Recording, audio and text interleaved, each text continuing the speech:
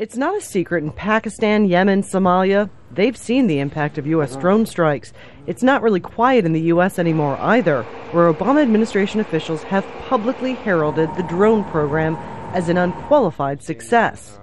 This is a targeted, focused effort at people who are on a list of active terrorists. We have targeted those who are enemies of the United States.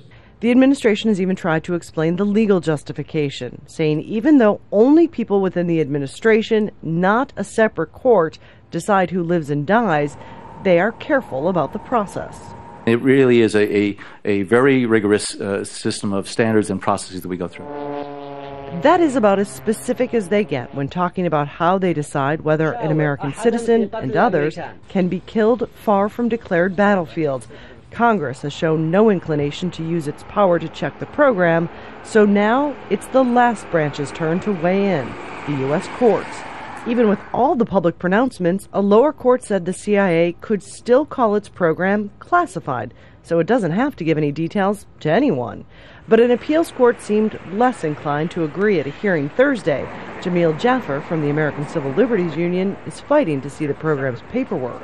There's information about civilian casualties. There's information about the legal justification for the program. We know that there are legal memos both within the CIA and within the Justice Department that purport to provide a justification for the program. We think the public has a right to see those. The public was barely represented at this case. A handful of the usual protesters stood outside. They insist if Americans knew more, they wouldn't be so alone out here.